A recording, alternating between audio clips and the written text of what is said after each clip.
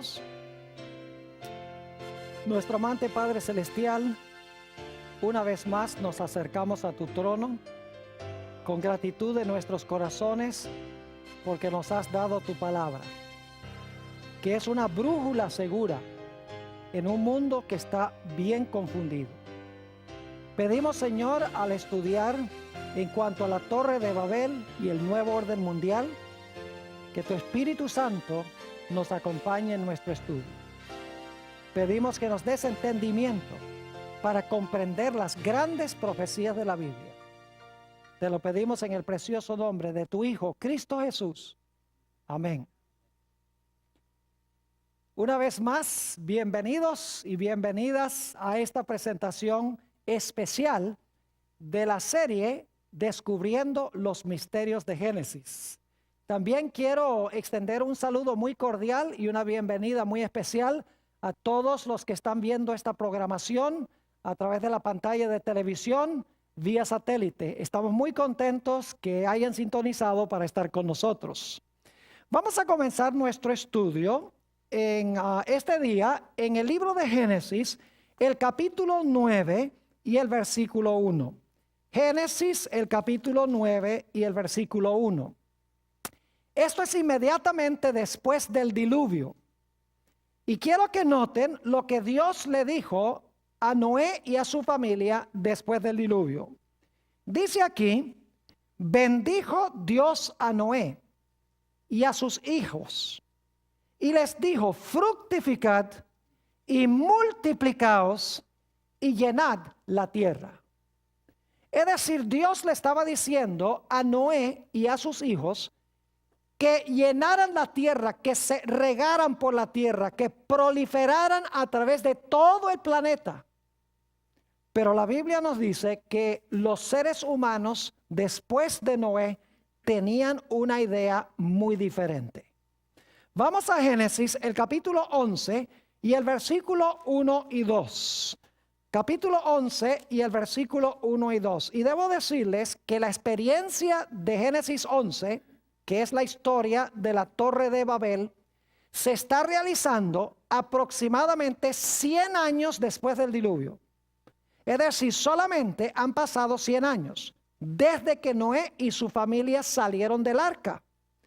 Dice, tenía entonces toda la tierra una sola lengua y unas mismas palabras. Y aconteció que cuando salieron de oriente, hallaron una llanura en la tierra de Sinar y se establecieron allí. Ahora necesito decirles algunas cosas en cuanto a estos versículos. El arca reposó en un monte que se llama Ararat, que queda hoy en el país de Turquía. Es un área muy montañosa, un ambiente muy inhóspito para la gente vivir.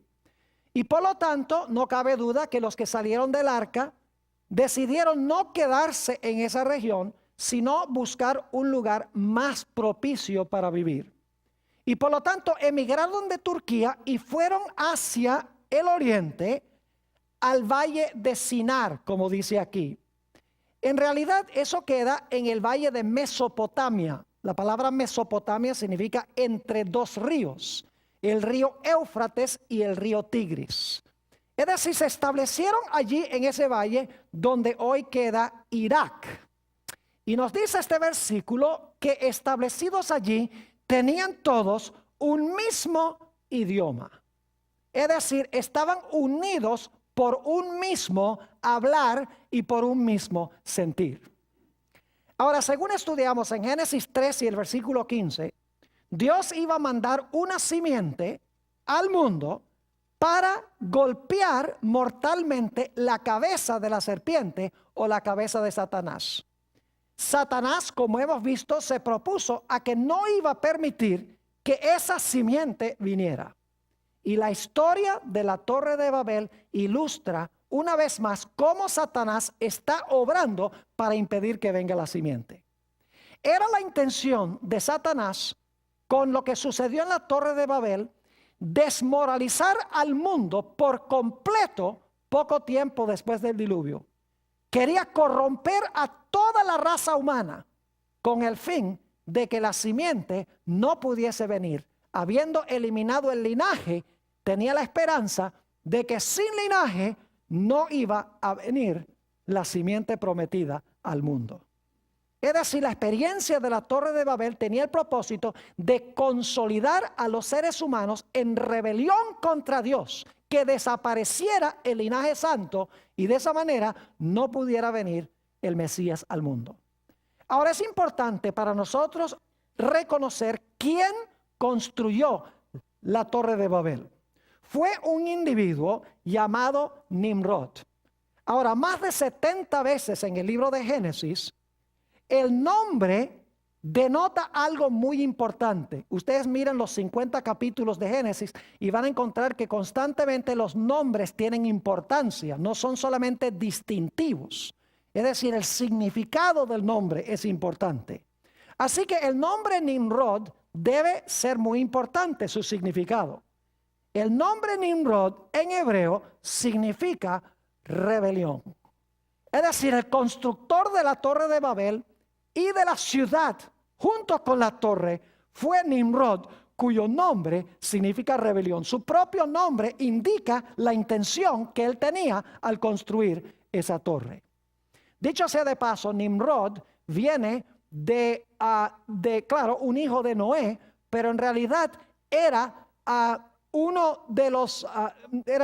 era un nieto de Noé, pero era de Cam, hijo de Noé. Y las peores naciones aparecieron fue de Cam. Por ejemplo, si ustedes leen la genealogía en Génesis el capítulo 10 de los hijos de Noé, van a encontrar que Nimrod vino de Cam y de Cam también vinieron las siguientes naciones: Asiria y todas las naciones cananeas que luego procuraron destruir al pueblo de Israel. Es decir, Cam, de los 3 hijos de Noé, Sem continúa el linaje santo.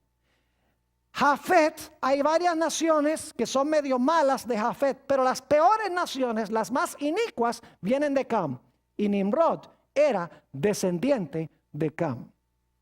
Ahora vamos a Génesis el capítulo 11 y los versículos 3 y 4. Génesis el capítulo 11 y los versículos 3 y 4. Ya hemos estudiado los versículos 1 y 2, ahora vamos a ver qué dicen estos versículos. Dice, y se dijeron unos a otros, vamos, hagamos ladrillo y cosámoslo con fuego. Y les sirvió el ladrillo en lugar de piedra y el asfalto en lugar de mezcla. Y dijeron, vamos, edifiquémonos una ciudad y una torre, cuya cúspide llegue al cielo. Y hagámonos un nombre, por si fuéramos esparcidos sobre la faz de toda la tierra. Hay varios puntos importantes en estos versículos. En primer lugar, notamos que ellos no querían quedar esparcidos sobre la tierra. Estaban desobedeciendo a Dios. Dios dijo, mi plan no es que se consoliden en un lugar, sino que se esparzan y formen sociedades a través de toda la tierra. Pero ellos no querían estar esparcidos. También notamos 2 palabras claves. Dicen, edifiquémonos. Dicen, hagámonos.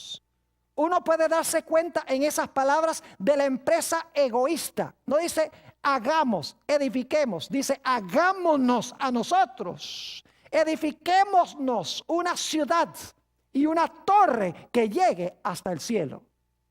Es interesante notar que en este versículo 3 y 4, y quiero que vayamos allí otra vez porque hay un detalle muy importante en el versículo 3 y 4 de Génesis 11, dice, hagámonos un nombre. Hagámonos un nombre. En realidad lo que significa es, hagámonos famosos. Que nuestro nombre sea recordado indefinidamente. Es decir, era una empresa egoísta. Edifiquémonos, hagámonos un nombre. Es decir, lleguemos a ser famosos sobre la tierra. Saben que es muy interesante que esta palabra que se usa aquí, hagámonos un nombre, es la misma expresión que aparece en Génesis 6 y el versículo 2. Si van conmigo allí un momentico, Génesis el capítulo 6 y el versículo 2, a donde se habla de la mezcla entre los hijos de Dios y las hijas de los hombres. Note lo que dice en el versículo 2 de Génesis 6. Dice que viendo los hijos de Dios que las hijas de los hombres eran hermosas, tomaron para sí mujeres, escogiendo entre todas. Y luego quiero ir al versículo 4. Había gigantes en la tierra en aquellos días. Y también después que se llegaron los hijos de Dios a las hijas de los hombres, y les engendraron hijos. Estos fueron los valientes que desde la antigüedad fueron varones ¿de qué? De renombre. Es la mismita expresión que aparece en Génesis el capítulo 11, cuando dice hagámonos un nombre. Es decir, querían ser de renombre. Y si ustedes ven en Génesis 6 y el versículo 2, los que son gigantes, gentes de renombre, son gigantes para el mal. Porque dice que todo designio del pensamiento del corazón de ellos era de continuo solamente ¿qué cosa? El mal. Es decir, eran de renombre por su maldad y por su separación de Dios. Es decir, que esta empresa era una empresa egoísta, una empresa de rebelión contra Dios. Ahora uno podría decir, ¿por qué es que ellos querían construir esta torre y esta ciudad, especialmente la torre? Bueno, yo creo que examinando el contexto, había tres razones por las cuales querían construir esta torre. Que llegara hasta el cielo, noten lo que dice. En primer lugar, creo yo que ellos querían hacer una torre tan alta que pudieran explicar la razón por el diluvio. Porque había llovido y nunca antes del diluvio había llovido. Y ellos dicen, no es científico la idea del diluvio. Quisiéramos saber cómo es que pasó ese diluvio. Y querían edificar una torre que llegara al cielo para explicar la razón por la cual había venido el diluvio. Pero había una razón aún más importante en sus mentes. Y era que ellos se querían construir una torre más alta que lo que habían alcanzado las aguas del diluvio. En caso de que viniese otro diluvio, pudiesen ellos salvarse a sí mismos y Dios no pudiese destruirlos. Una tercera razón es que ellos, en realidad, esta torre, si ustedes miran la arquitectura que se ha descubierto en las excavaciones arqueológicas, van a encontrar que construían allá lo que se llaman templos sikurat. Eran templos con 7 niveles.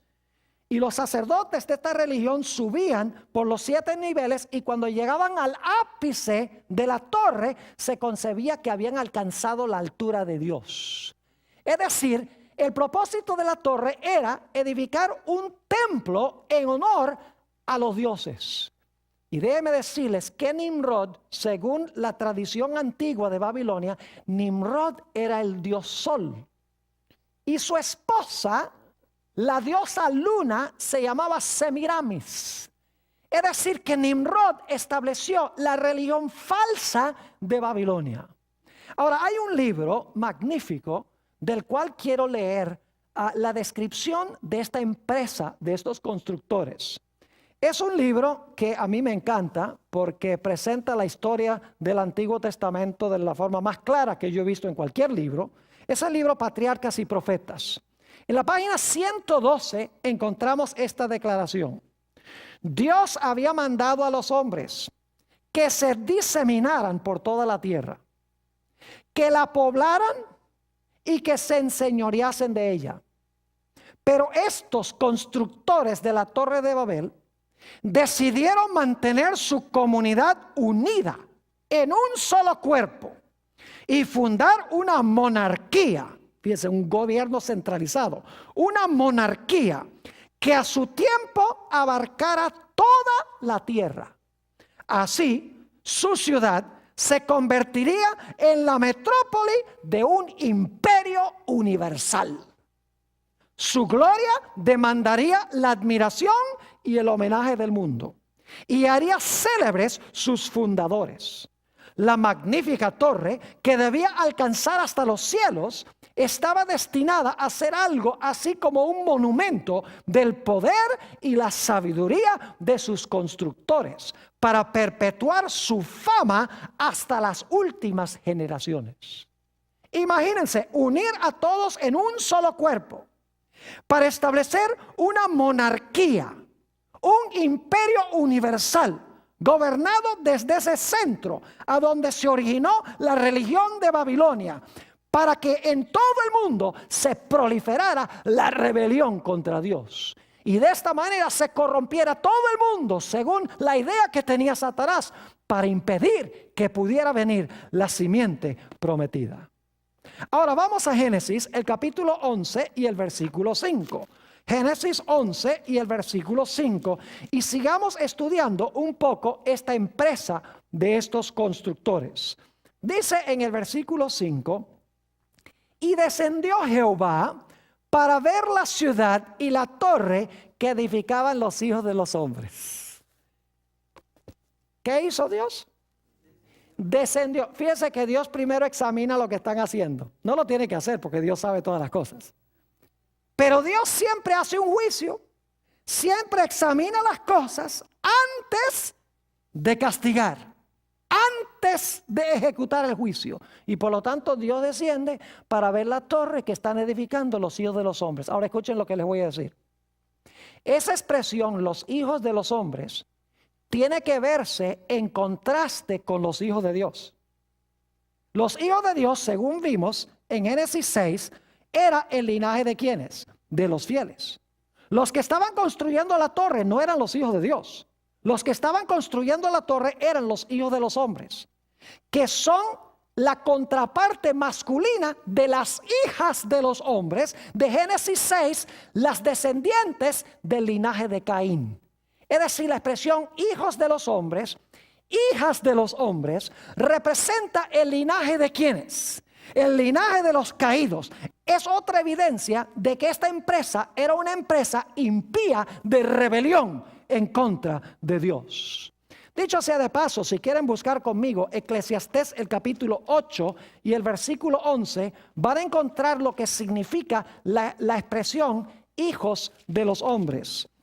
Eclesiastés el capítulo 8 y el versículo 11. Dice allí: por cuanto no se ejecuta luego sentencia, es decir, porque no se ejecutó la sentencia enseguida sobre la mala obra, el corazón de los hijos de los hombres, el corazón de los hijos de los hombres está en ellos dispuesto para hacer ¿qué cosa? El mal. ¿Qué es lo que hacen los hijos de los hombres? El mal. ¿Qué es lo que hacen los hijos de Dios y las hijas de Dios? El bien, porque está al lado de Dios. Así que dice que Dios desciende para ver esta empresa que están haciendo los hijos de los hombres, los impíos, los que están en contra de Dios. Dios viene, en otras palabras, a examinar lo que están haciendo. Viene a hacer un juicio. Ahora vamos al versículo 6. ¿Cuál es el resultado de la examinación que hace Dios? Versículo 6. Y dijo Jehová: he aquí el pueblo es uno. Imagínense eso, el pueblo es uno. Tenían el mismo idioma y estaban ¿qué? Unidos en su empresa. ¿Saben que también la impiedad se puede unir? El mal también se puede unir. Aquí lo dice. He aquí el pueblo es uno. Y todos estos tienen un solo ¿qué? Lenguaje. Y ahora escuchen bien, y han comenzado la obra. Este es solamente el principio, dice Dios. Han comenzado la obra y nada les hará desistir ahora de lo que han pensado hacer. Es decir, Dios dice, si yo no acabo con esto en este momento, se va a terminar de desmoralizar la raza humana. Todo el mundo se va a corromper. Se va a formar un imperio gobernado completa y totalmente por Satanás. Yo tengo que hacer algo para coartar esto, o si no, el mundo será completamente irremediable. Así que dice en el versículo 7, ¿cuál va a ser el juicio que Dios va a desempeñar? ¿Se dan cuenta que Dios investiga el caso primero? Viene y mira y dice, bueno, esta gente está en rebelión contra mí. Si yo permito que sigan haciendo esto, el mundo se va a desmoralizar, yo tengo que tomar medidas. Y entonces, después de examinar el caso, ¿qué hace? Ejecuta el juicio. Noten el versículo 7. Ahora pues, descendamos. ¿Y hagamos qué? Confundamos allí su lengua, para que ninguno entienda el habla de su compañero. Ahora yo quiero que ustedes se imaginen la escena. Ya probablemente la torre había alcanzado cierta altura, cierto nivel, porque Dios ha bajado para ver ya cuando la empresa ha avanzado un rato. Imagínense que tenían que pasar los ladrillos de la parte de abajo a los que estaban trabajando arriba. Los que estaban arriba le dicen a los que tienen los ladrillos abajo y tienen el asfalto abajo, le dice, mira, pásame más ladrillos, que se me acabaron. Y el de abajo dijo, what did you say? Tenían un idioma. Y ahora unos empiezan a hablar francés y otros empiezan a hablar alemán y otros empiezan a hablar español y otros empiezan a hablar portugués y otros empiezan a hablar, quién sabe, ruso, chino, japonés. Se formó la Babilonia. No se pueden comunicar. No pueden continuar construyendo la torre. Es decir, Dios confundió sus lenguas, los dividió. Y no cabe duda alguna de que esta empresa terminó con contiendas. Imagínense las peleas que se habrán formado entre esa gente. Imagínese usted que todo el mundo tiene el mismo idioma y de repente la gente empieza a hablar cada uno un idioma diferente. Confusión. La palabra Babilonia significa confusión. Es decir, su intención de establecer un imperio mundial en rebelión contra Dios, donde no hubiese ni una sola persona justa, terminó en confusión y en fracaso. Noten el versículo 8 del capítulo 11. Fíjense cuál fue la razón por la cual Dios confundió sus lenguas. Dice en el versículo 8, así los esparció Jehová desde allí sobre la faz de toda la tierra y dejaron de edificar la ciudad. ¿Cuál fue el propósito por el cual Dios confundió sus lenguas? ¿Para que qué? Para que se esparcieran por toda la tierra.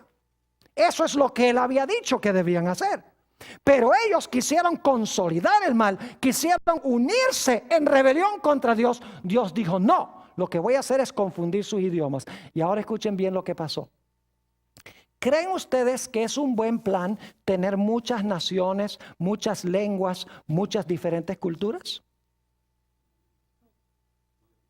Yo creo que sí debe haber. Yo sé que es un buen plan. Y ustedes dicen, ¿por qué razón? Debe explicarles por qué Dios vio que era un buen plan. Es mucho más difícil crear una rebelión mundial con muchos diferentes grupos pequeños. Es mucho más difícil que todo el mundo se una comúnmente en rebelión cuando uno tiene muchos diferentes idiomas, muchas diferentes sociedades y muchas diferentes culturas. Dios confundió las lenguas para que no se pudiera consolidar el mal en un lugar, para que todos no hablaran el mismo idioma y de esta manera se centralizara y se consolidara el mal, como querían hacer ellos cuando hablaban todos el mismo idioma. ¿Están entendiendo lo que estoy diciendo? Es decir, el plan de Dios fue un buen plan. Ahora necesitamos hacer una transición. Hemos estudiado en cuanto a los constructores de la torre. Una empresa egoísta. Una empresa de rebelión contra Dios, denotado por el nombre Nimrod, el que se concebía como el dios Sol. Una empresa que tenía el propósito de consolidar y unir a todo el mundo en rebelión contra Dios, estableciendo esta falsa religión del dios Sol y de la diosa Luna, dicho sea de paso. Porque en la antigüedad adoraban primordialmente el sol y también la luna. Y Dios dijo, no, esto no lo voy a permitir porque me van a desmoralizar el mundo, se va a perder el linaje santo y no voy a poder traer el Mesías al mundo. Así que Dios los dividió, se esparcieron y ahora el mal no se podía consolidar. El mal podía aparecer en diferentes sitios, pero todo el mundo no podía unirse ahora en rebelión contra Dios tan fácilmente como si todos hablaran el mismo idioma. Ahora escuchen bien. Inmediatamente después de esta experiencia de la Torre de Babel, y dicho sea paso, dice que Dios llamó a ese lugar Babel, dice en el versículo 9. Lo llamó Babel, de donde viene la palabra ¿qué? Babilonia. ¿Se menciona Babilonia en Apocalipsis? Oh, sí. Pero si quieren entender lo que quiere hacer Satanás en Apocalipsis, tienen que entender lo que Satanás quería hacer en Génesis. Porque al final él va a querer hacer lo mismo que hizo allá en la Torre de Babel. Desmoralizar y corromper el mundo entero. Ya no para impedir que venga la simiente, sino con el fin de hacer desaparecer a los justos del planeta Tierra. Para que desaparezca de una vez por todas la simiente de la simiente, es decir, los seguidores de Jesús. Es interesante, escuchen bien, que inmediatamente después que termina esta historia de Babel, a donde habla de los hijos de los hombres, esos rebeldes que querían establecer esa religión falsa, en el siguiente versículo, en Génesis 11 y el versículo 10, comienza la genealogía de los justos. Es decir, Sem y sus descendientes están en contraste con los constructores de la Torre de Babel. Génesis 11 presenta a los constructores de la Torre de Babel. Estos son los hijos de los hombres. Set y sus descendientes son ¿quién? Son los hijos de Dios. Son el linaje de donde vendrá ¿quién? De donde vendrá el Mesías. Es decir, en Génesis 11 tenemos otra vez la idea de las dos simientes. Los constructores de la torre que quieren consolidar el mundo en rebelión contra Dios. Y tenemos a los descendientes de Sem, de donde finalmente vendrá ¿quién? De donde finalmente vendrá el Mesías. Ahora escuchen bien. Poco después que se construyera la Torre de Babel y Dios confundiera las lenguas, nació un hombre llamado Taré. ¿Saben ustedes quién fue Taré? El padre de Abraham. Y sucedió poco después de la Torre de Babel. Unos pocos años nada más. Y quiero que noten lo que empezó a suceder con Taré. Vayan conmigo a Hechos 7. Vamos a leer dos pasajes. Hechos 7, 2 al 4 primero. Y luego vamos a ir a otro pasaje. Hechos 7 y el versículo 2 hasta el versículo 4. Aquí está hablando a Esteban sobre la experiencia del pueblo de Israel. Y dice, y él dijo, varones hermanos y padres, oíd. El Dios de la gloria apareció a nuestro padre Abraham, estando ¿dónde? ¿Dónde estaba Abraham? Oh, ¿y qué se construyó allí? La Torre de Babel, en Mesopotamia, antes que morase en Harán. ¿Y qué le dijo Dios? Y le dijo, sal de tu tierra y de tu parentela, y ven a la tierra que yo te mostraré. Entonces salió de la tierra de ¿quiénes?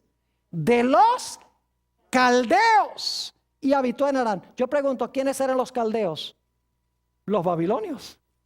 ¿Recuerdan en Daniel el capítulo 2 que Nabucodonosor mandó a llamar a los caldeos en el imperio de Babilonia? Es decir, ¿dónde vivía Taré, el padre de Abraham? Vivía en Babilonia. Vivía a donde se construyó ¿qué cosa? La Torre de Babel. Ahora, ¿qué problema había con eso? Vayan conmigo a Josué, el capítulo 24. Josué, el capítulo 24. Y vamos a leer los versículos 2 y 3. Josué 24 y los versículos 2 y 3. Había un problema con Taré allí en Babilonia. Satanás estaba tratando de hacer algo con él. Dice en el versículo 2. Y dijo Josué a todo el pueblo, así dice Jehová, Dios de Israel, vuestros padres habitaron antiguamente al otro lado del río. Esto es Taré, padre de Abraham y de Nacor. Y fíjense lo que dice, y servían ¿qué cosa? Dioses extraños. ¿A dónde se establecieron esos dioses extraños? En Babel, exactamente. Es decir, Taré se estaba corrompiendo con la idolatría de Babel. Y por lo tanto, ¿qué hace Dios? Versículo 3. Y yo tomé a vuestro padre Abraham del otro lado del río, es el río Éufrates, y lo traje por toda la tierra de Canaán y aumenté su descendencia y le di ¿a quién? Y le di a Isaac. ¿Qué hizo Dios para salvar a Abraham? Para que no se corrompiera con la falsa religión de Babilonia, para que no desapareciera el linaje de donde iba a venir el Mesías. Dice que Dios Dios lo sacó para que el linaje santo no se terminara de ¿qué? De corromper.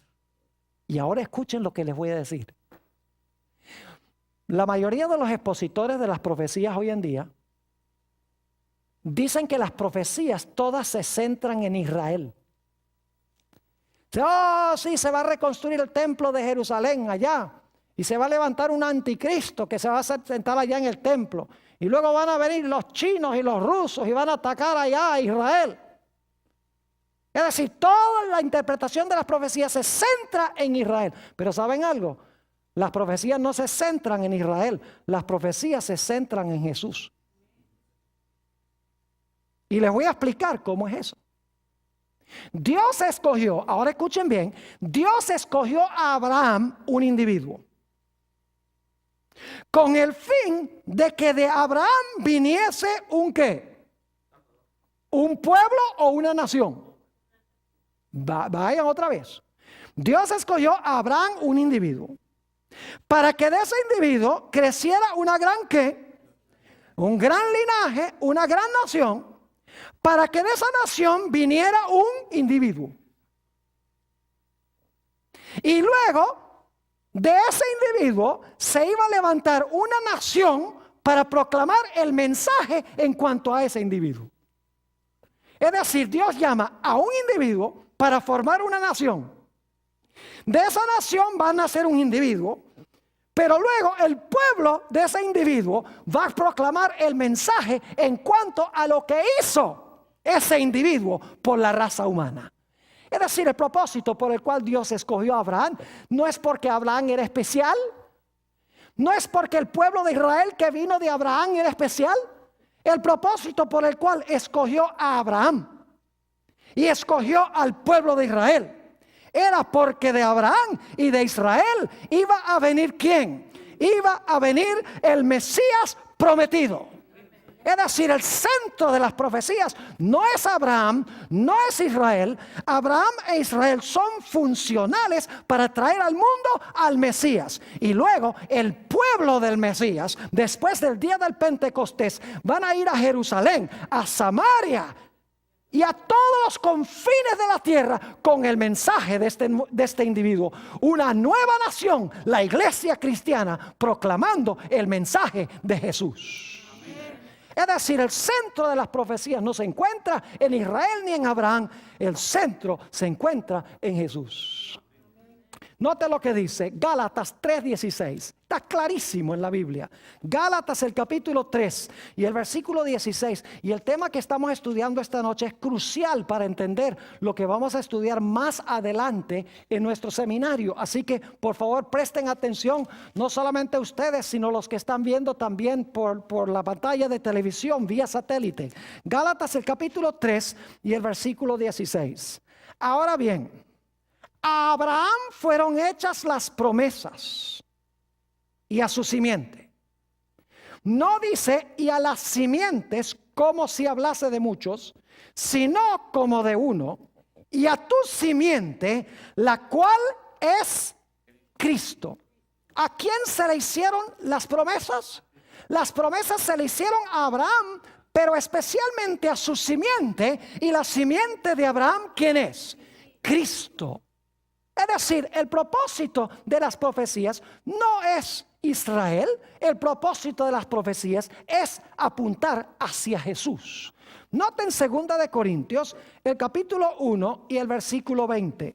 2 de Corintios, el capítulo 1 y el versículo 20. Aquí habla de las promesas que Dios ha hecho, ya sea a Abraham o cualquier promesa que haya hecho. Dice allí, porque todas las promesas de Dios son en él sí. y en Él, amén, por medio de vosotros, para la gloria de Dios. Todas las promesas son sí y amén. ¿En quién? ¿En Abraham o en Jesús? Es decir, las promesas que Dios le dio a Abraham, no las trae Abraham a fructificación, sino que las promesas las trae ¿quién? ¿Y las cumple quién? Las cumple Jesús. Es decir, las profecías son mesiánicas. No debemos enfocarnos en el pueblo de Israel. Y Dios colocó, escúcheme, Dios colocó al pueblo de Israel en la encrucijada de 3 continentes: África, Europa y Asia, con el fin de que todas las naciones tuvieran que pasar por allí, para que Israel anunciara que iba a venir allí a Canaán, iba a nacer allí en la tierra de Israel el Mesías prometido. Es decir, no debían enfocarse en ellos mismos, debían enfocarse en el Mesías que iba a venir del linaje que Dios estaba preservando en ellos. Dios le hizo 4 promesas a Abraham. Y solo las voy a mencionar, ustedes las tienen en la lista. La primera está en Génesis 12 y el versículo 3, donde dice que Dios le prometió a Abraham que en él serían benditas todas las naciones de la tierra. Y algunos dicen, ve, en Abraham todas las naciones iban a ser benditas. Pero si ustedes leen con cuidado, por ejemplo, Génesis 22, 18, dice, en tu simiente serán benditas todas las naciones de la tierra. Es decir, Abraham trae la bendición porque trae al Mesías. Pero el Mesías es el que trae la bendición. Solamente que Abraham tiene a Isaac y luego del linaje viene el Mesías. La segunda promesa, Dios le prometió a Abraham la tierra. Pero saben que Abraham entendió que lo que Dios le estaba prometiendo no era la tierrita de Canaán, como creen hoy en día. Ay, Dios le prometió a los judíos la tierra de Canaán, así que hay que sacar a todos los palestinos. Eso es lo que dicen muchos protestantes. Esa tierra es de Israel, por derecho divino. Pero saben que Abraham entendió muy bien que la tierra prometida no era la tierra de Canaán, sino que era todo el mundo.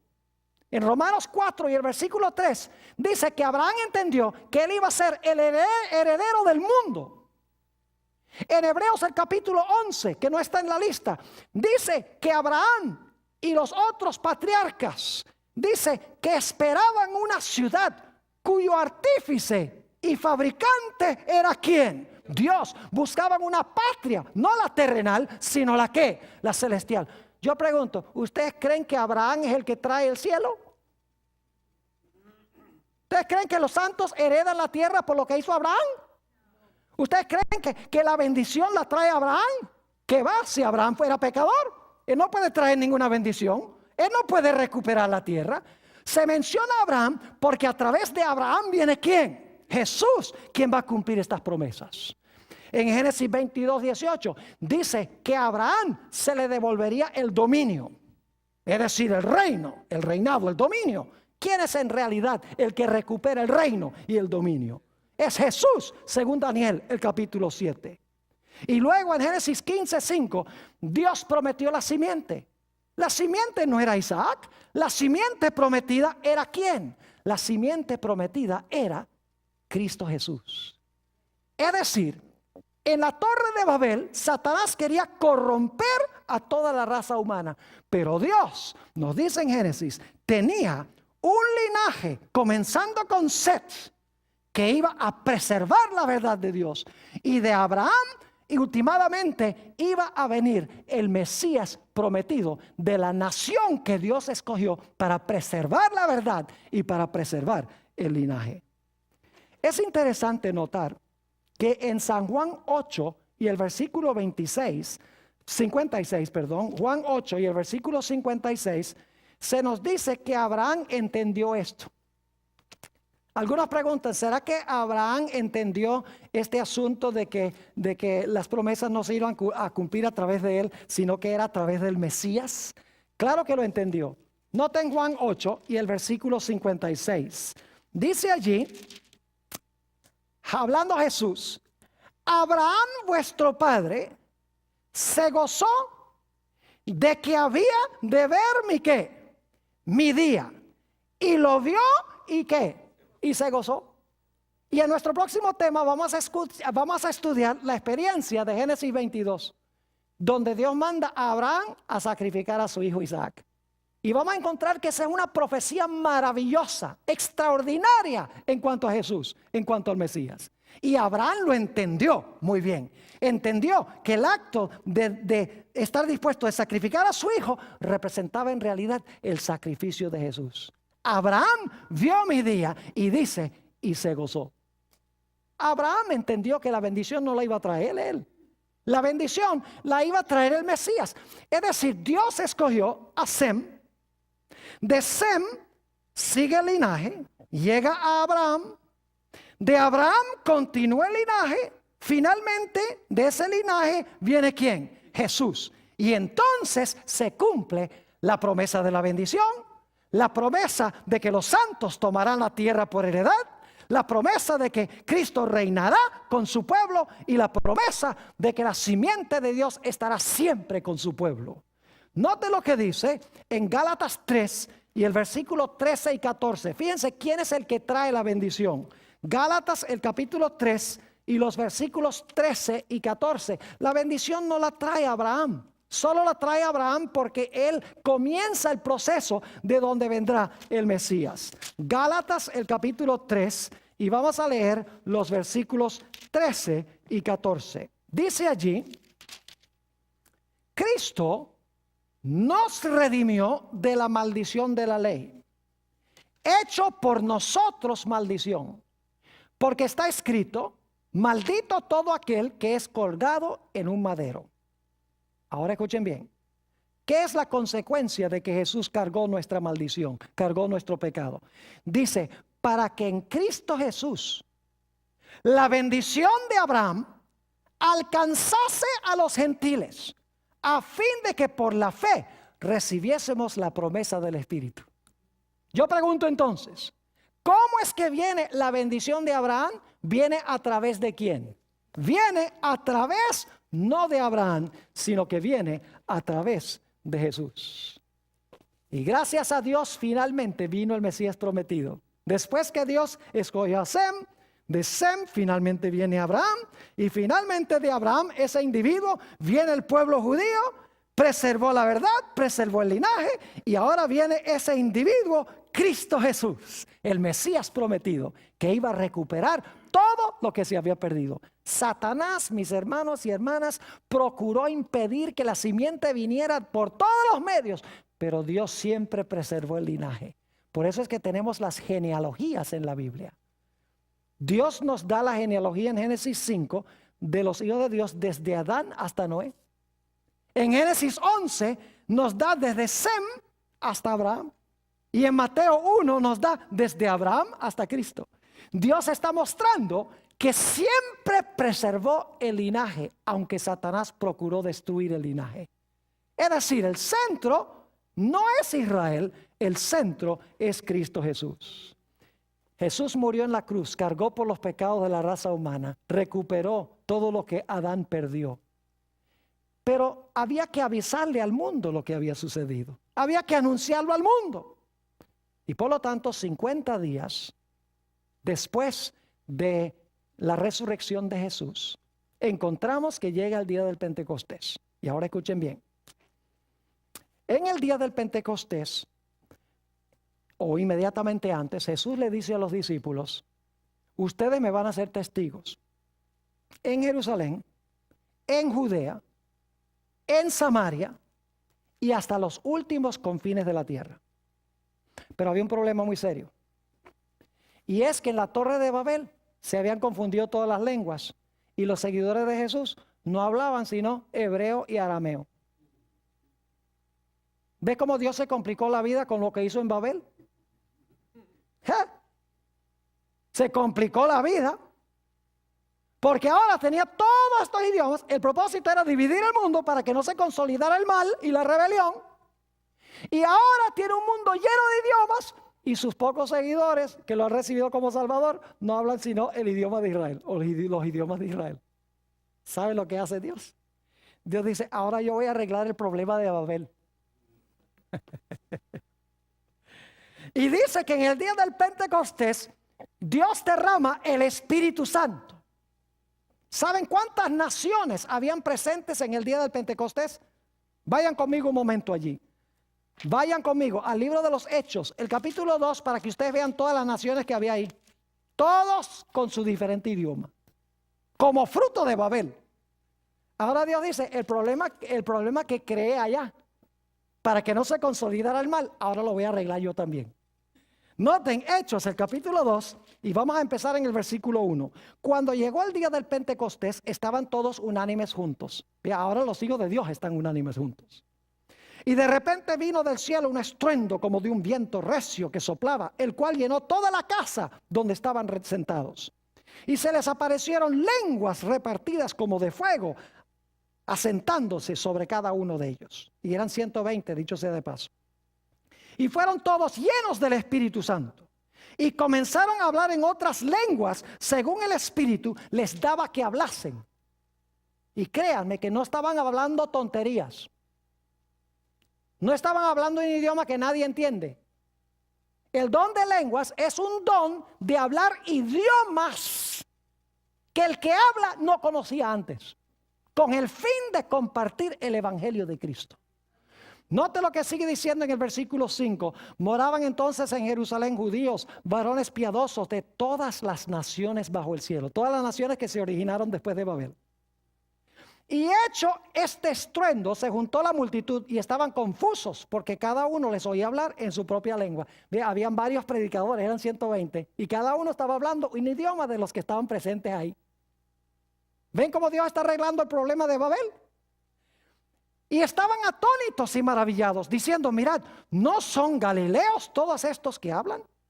¿Cómo pues les oímos nosotros cada uno en nuestra lengua en la que hemos nacido? ¿Cómo es que les oímos hablar en nuestro propio idioma? Y ahora escuchen las naciones. Partos, medos, elamitas y los que habitamos en Mesopotamia, en Judea, en Capadocia, en el Ponto, en Asia, en Frigia, en Panfilia, en Egipto, en las regiones de África más allá de Cirene, y romanos aquí residentes, tanto judíos como prosélitos, cretenses y árabes. 13 naciones. Y dice, les oímos hablar en nuestras lenguas las maravillas de Dios. Ahora fíjense, Dios escogió a Abraham, un individuo. Trajo una nación para preservar la verdad de Dios y para traer el Mesías prometido al mundo. Viene ese individuo de la nación y luego el individuo tiene un pueblo o una nación que tiene que proclamar el mensaje sobre lo que ha hecho el Mesías. Y Dios derrama su Espíritu Santo y le da a esa nueva nación, a la iglesia cristiana, la capacidad de hablar lenguas de las naciones para que puedan contar las maravillosas obras que Dios ha hecho a través de Jesús, el Mesías prometido. Dicho sea de paso, hay 3 palabras claves en Génesis 11 y el versículo 7 que quiero que notemos. Génesis 11:7, por si acaso alguno cree que no hay una conexión entre Babel y Pentecostés, sí lo hay. Dios está arreglando el problema de Babel, pero lo está usando para unir a su pueblo. Fíjense que no le da la capacidad de lenguas a todo el mundo para que se unan de nuevo, sino que le da la capacidad de hablar lenguas a su pueblo, porque sabe que no van a consolidar el mal, sino que van a hablar el bien. Ahora note lo que dice Génesis 11 y el versículo 7. Dice, ahora pues descendamos y confundamos allí su lengua. Esa es la primera palabra, la palabra lengua. Para que ninguno entienda, esa es la segunda palabra clave, ninguno entienda el habla de su compañero. 3 palabras, lengua, entienda y habla.